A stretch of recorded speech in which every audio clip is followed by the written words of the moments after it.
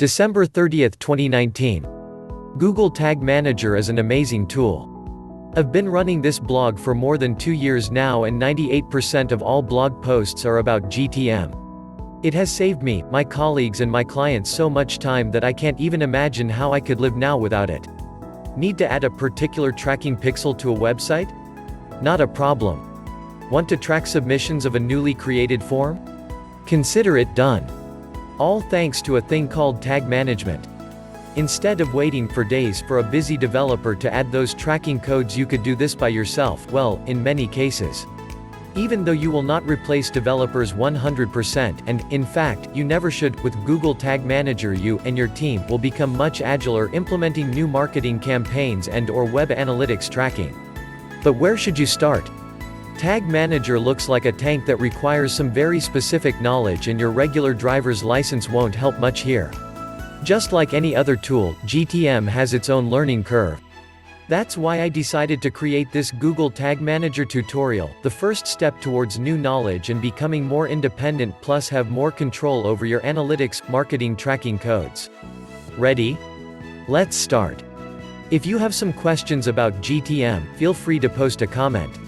By the way, I've prepared a free Google Tag Manager ebook containing even more useful information, so if you're serious about learning GTM, go ahead and download it.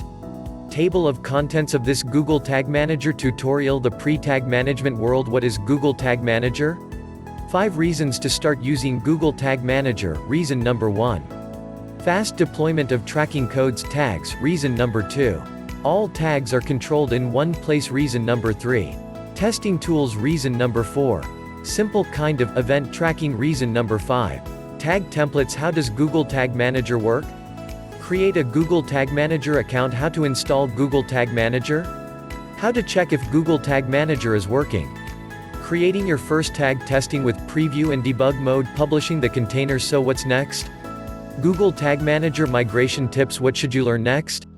Frequently asked questions. Conclusion. Before we continue the pre-tag management world, before we dive deeper into what a tag manager is, let's take a quick look at the world we used to live in, aka without tag management. In fact, many people still live in it.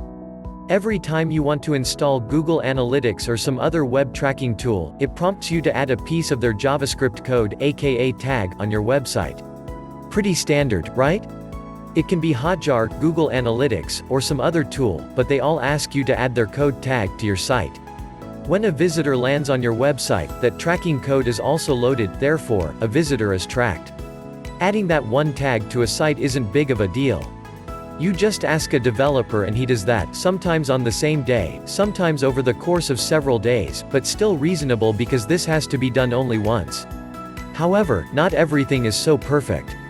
Out of the box, GA offers plenty of metrics, but to make really good and thoughtful decisions you need to track much more: interactions, e.g. clicks, form submissions, sales, etc.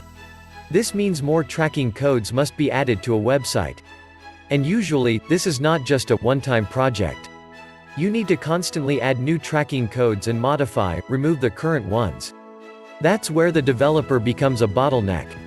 Since he is working on his own tasks, projects, marketing, analytics tasks often are a B priority, therefore you and your team have to wait. And wait a bit more. And more. If there was a way to add those tracking tags faster,